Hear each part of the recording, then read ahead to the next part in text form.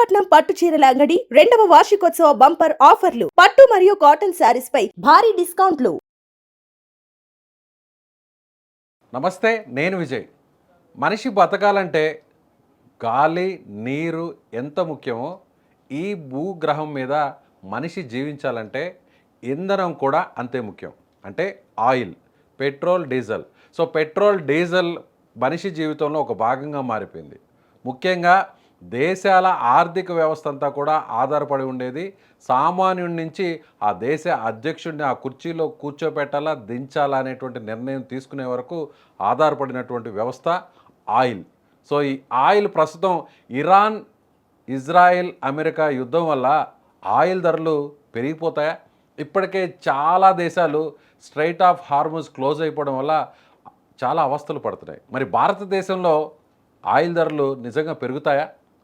పెరిగితే ఎంతవరకు పెరిగే అవకాశం ఉంది? అలాగే గత కొన్ని నెలల నుంచి మనం చూస్తున్నాం, ఆకాశాన్ని తాకుతోంది బంగారం, వెండి ధరలు. మరి ఇంకా బంగారం, వెండి ధరలు అమాంతం ఆకాశం కంటే ఇంకా ఎత్తుకు వెళ్ళేటువంటి అవకాశం ఉందా? తెలుసుకునే ప్రయత్నం చేద్దాం. మనతో పాటున్నారు బిజినెస్ అనలిస్ట్ ప్రశాంత్ గారు.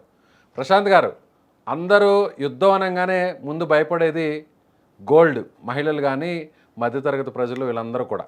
ఇప్పుడు ప్రజెంట్ ఇరాన్ యుద్ధంతో ఆయిల్ ధరలు పెరిగిపోతాయి, పెరిగితే ఎవరికి అందనంత పెరిగేటువంటి అవకాశం ఉంది అనేటువంటి భయం సామాన్యుల నుంచి వ్యాపారవేత్తల వరకు అందరిలో ఉంది. నిజంగా పెరుగుతుందా మన ఇండియాలో ఆయిల్ ధరలు? డెఫినెట్గా అండి. ఎందుకంటే ఇరాన్ అనేది one of the largest oil exporters in the world. So Iran ఏం చిన్న దేశం కాదు. ప్రపంచంలో చాలా దేశాలకు మన వరకు అమెరికా ఆంక్షలు పెట్టినంత వరకు కూడా ఇండియా దాదాపుగా highest oil import Russia, Iran నుంచి తీసుకుంటూ వచ్చింది. సో అలాగే చైనా కూడా దాదాపుగా ఇరాన్లో ఎక్స్పోర్ట్ అయ్యే దాదాపు direct or indirectly 90% oil export చైనాకి వెళ్తుంది. సో ఇంత పెద్ద భారీ ఎకానమీ ఉన్న దేశాలకు ఆయిల్ సప్లై అవుతూ ఒకసారిగా ఆయిల్ ఎనర్జీ కంపెనీస్ అన్ని కూడా షట్ డౌన్ కావడం. ఆయిల్ అంటే not only oil, it will be natural gas, అన్ని కూడా ఆయిల్ సంబంధించిన అన్ని derivatives, petroleum products and natural gas అన్ని కూడా ఒక్కసారిగా బ్లాక్ కావడం అనేది డెఫినెట్గా ఎకనామీ మీద ఇంపాక్ట్ ఉంటుంది. మనం ఆల్రెడీ చూసాము, అంతర్జాతీయంగా చమురు ధరలు నిన్న దాదాపుగా 6% వరకు పెరిగాయి.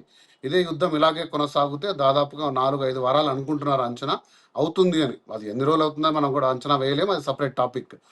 అయితే దాదాపుగా 20-25% పెరిగే అవకాశాలు ఉన్నాయి. ఇది ఈ 20-25% పెరిగేది చిన్న విషయం కాదండి.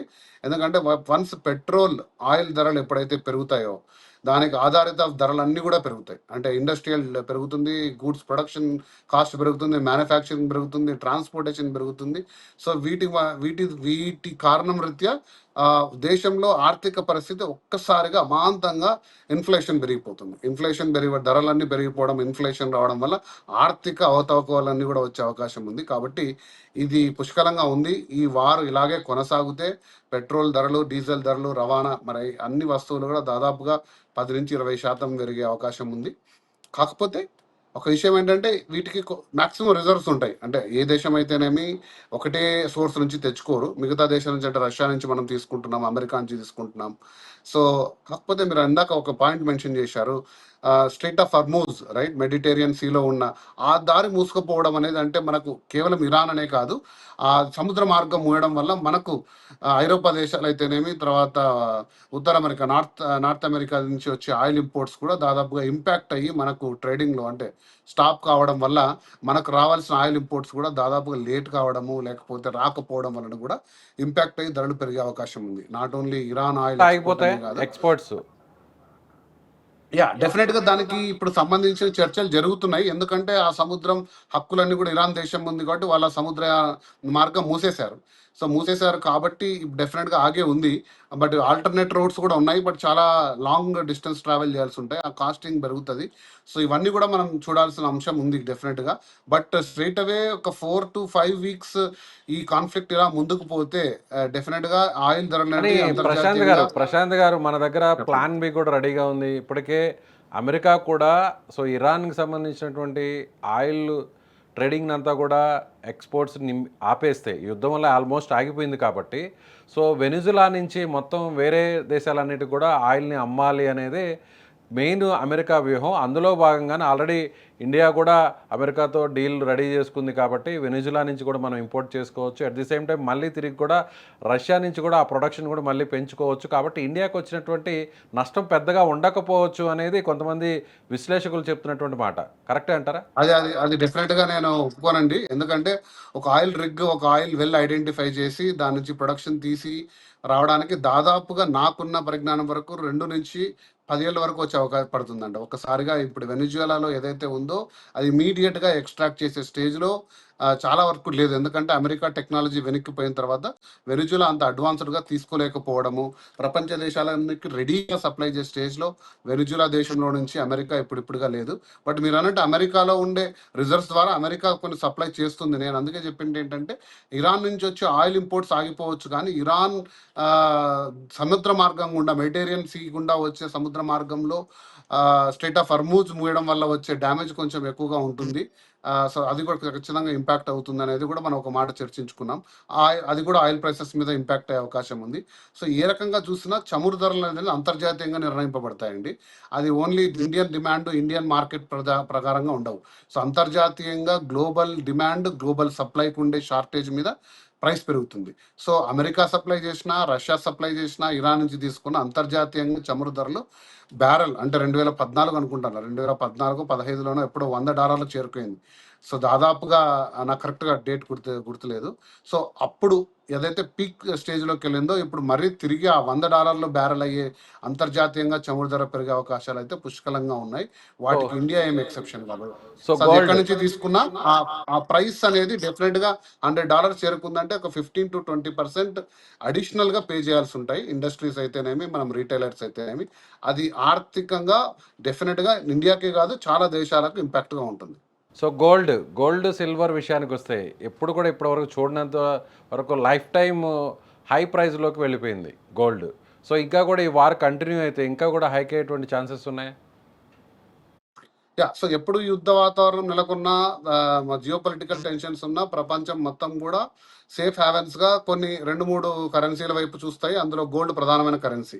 సో యుఎస్ డాలర్ ఒకటి, యుఎస్ బాండ్స్ మీరు చూసారంటే ఈల్డ్ పెరిగింది. ఒక వారం నుంచి యుఎస్ డాలర్ బాండ్ ఈల్డ్స్ పెరిగాయి. యుఎస్ డాలర్ ఇండెక్స్ 0.9% పెరిగింది. అలాగే జపాన్ యెన్ అయితేనేమి, స్విట్జర్లాండ్ ఫ్రాంక్ అయితేనేమి, స్విస్ ఫ్రాంక్స్, ఇంకొన్ని ఒక సేఫ్ ఇన్వెస్ట్మెంట్గా చూసుకుంటారు. బట్ అన్నిటికంటే టాప్లో ఉండేది గోల్డ్. సో ప్రపంచవ్యాప్తంగా అన్ని దేశాలు, రిటైలర్స్ అయితేనేమి, లేకపోతే ఇన్స్టిట్యూషనల్ ఇన్వెస్టర్స్, దేశాలు, సెంట్రల్ బ్యాంక్స్ అందరూ కూడా ఇలాంటి వాతావరణంలో ఎక్కువగా గోల్డ్ పర్చేస్ చేసి పెట్టుకోవడం, దాని ప్రభావం మనం చూసాం అంతర్జాతీయంగా. 24 గారు, క్యారెట్ ప్రశాంత్ గారు, గోల్డ్ ఎంతవరకు రీచ్ అయ్యే ఛాన్సెస్ ఉంటుంది? ఇప్పుడు ప్రజెంట్ ఇప్పుడు 1,70,000. 1,72,000 ఉంది. అవును. ఈ ర్యాలీ ఇలాగే కొనసాగితే అతి త్వరలో 1,90,000, 2,00,000 అయ్యే అవకాశం కూడా ఉంది. ఎందుకంటే అది మనం ఇయర్ ఎండ్ వరకు ప్రెడిక్ట్ చేసిన ప్రైస్ అది gold within the war period లోనే, within the war period లోనే అంటే గోల్డ్ నేను అంటున్నది కాదు, ఇది అంతర్జాతీయంగా గోల్డ్ మ్యాన్ సాక్స్ సంస్థ చెప్పిన అనాలిసిస్ ఏంటి అంటే చమురు ధరలు 20-25% పెరుగుతాయి. గోల్డ్ అనేది దాదాపుగా $6,000 పర్ ఔన్స్, 28.5 గ్రామ్స్ వెళ్ళే అవకాశం ఉంది. అంటే దగ్గర దగ్గర 1.95, 1.98 lakhs, అంటే 2 lakhs అనుకోండి, వెళ్ళే అవకాశం ఉంది. ఈ పరిస్థితులు ఒక 6 వారాలు ఇలాగే కొనసాగుతాయని అంతర్జాతీయ gold man socks prediction. So వాళ్ళ అంచనా ఎప్పుడు కూడా గోల్డ్ దాటింది. అంటే ఈ ఇయర్ ఎండ్కి $5,000 ఉంటుంది అని అంచనా 2026. బట్ ఇయర్ బిగినింగ్ లోనే $5,000 మనం చూసాము. ఈరోజు $5,200-300, 5,230 ఔన్స్ ధర. సో ఇవన్నీ చూసుకుంటే గోల్డ్ డెఫినెట్ గా అది పెరుగుతూ పైకి వెళ్ళే అంశమే. అండ్ గోల్డ్ ఒకసారి పెరిగినా కూడా అంత స్టీప్ డౌన్ కాదు. అంటే సిల్వర్ కూడా పెరిగే అవకాశం ఉంది. ఈరోజు దాదాపుగా 293 లక్షల రూపాయలు ఉంది సిల్వర్. సో అది కూడా పెరిగే అవకాశం ఉంది. కాకపోతే సిల్వర్ మళ్ళీ ఒకసారి ప్రాఫిట్ బుకింగ్లో స్టాక్ మార్కెట్ కుదేలైపోయింది.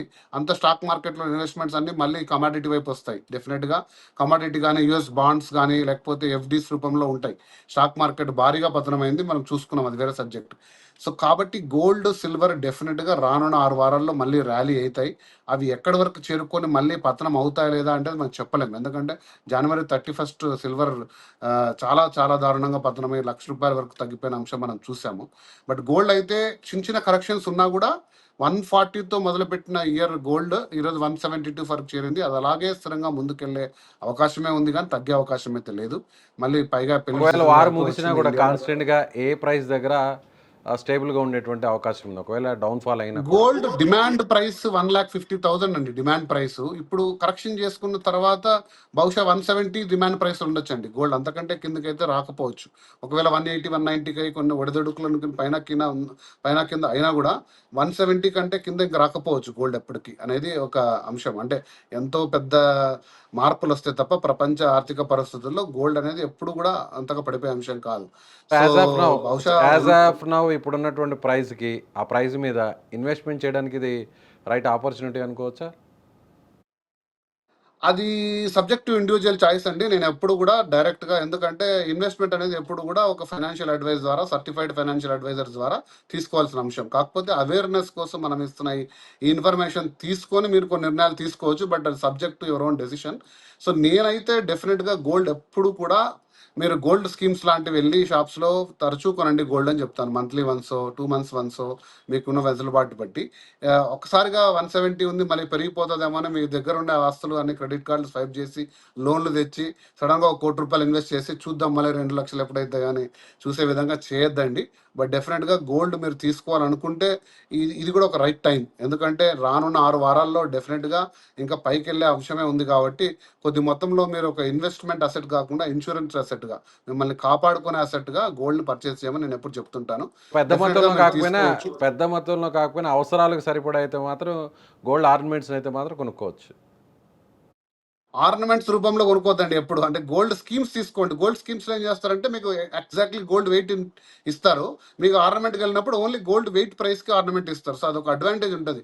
సో మీరు ఆర్నమెంట్ ప్రైస్, దాని యొక్క డెప్రిషియేషను, వాల్యూ యాడ్ అన్నీ చూసుకుంటే 30, 40% ఎక్స్ట్రా ఉంటది. కాబట్టి ఆర్నమెంట్ ఎప్పుడు రికమెండ్ చేయను. సో ఇన్వెస్ట్‌మెంట్‌గా అట్లీస్ట్ పోతాయి. గోల్డ్ ఆఫ్ బాండ్స్ కోర్స్ తీసుకున్నా కూడా గుడ్ థింగ్. ఆ!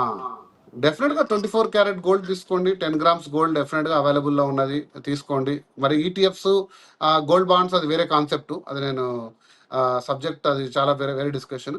బట్ డెఫినెట్‌గా గోల్డ్ మీకు తెలిసిన షాప్స్‌లో ఉండే ఆర్నమెంట్స్ గాని తీసుకోండి. అవకాశమే ఉంది. Thank you so much Prashanth garu. So ఇది thank you. Business analyst Prashanth garu చెప్తుండగా ఖచ్చితంగా ఇరాన్ వార్ ఇంపాక్ట్ అయితే మాత్రం ఆయిల్ ధరల మీద, న్యాచురల్ గ్యాస్ మీద మాత్రం ఉంటుంది. ఖచ్చితంగా పెట్రోలియం ప్రోడక్ట్స్ అన్నీ కూడా ఇండియాతో సహా ధరలు పెరిగేటువంటి అవకాశం ఉంది. మరోవైపు గోల్డ్ అండ్ సిల్వర్ ప్రైజెస్ కూడా చాలా విపరీతంగా పెరిగేటువంటి ఛాన్సెస్ అయితే ప్రస్తుతం ఉన్నటువంటి ధరకు కంటే కూడా ఇంకా రాబోయేటువంటి 2-3 వారాల్లో కూడా మరింత పెరిగి ఆ తర్వాత డౌన్ఫాల్ అయ్యేటువంటి అవకాశం ఉంది. కాబట్టి ఎవరైతే గోల్డ్ మీద కొద్ది మొత్తంలో ఇన్వెస్ట్ చేయాలనుకుంటున్నారో వాళ్ళు స్కీమ్ రూపంలో చేస్తే కాస్త వాళ్ళ ఆర్థిక పరిస్థితులకు తగ్గట్టుగా అది భవిష్యత్తులో ఉపయోగపడేటువంటి అవకాశం ఉందని ప్రశాంత్ గారు చెప్తున్నారు. మీరేమనుకుంటున్నారు? గోల్డ్ ఇప్పుడున్న టైంలో ఇన్వెస్ట్ చేయడం అనేది రైట్ ఆపర్చునిటీ టైమింగ్ అనుకుంటున్నారా? అయితే మీ అభిప్రాయాన్ని కామెంట్ రూపంలో తెలియచేయండి. అలాగే ఇండియాలో ఎక్కడైనా ఆయిల్ ధరలు పెరుగుతాయనేటువంటి ఉద్దేశంతో పెట్రోల్ బంకులు ముందు మొత్తం వెహికల్స్తో క్యూ లైన్ కడుతున్నారా?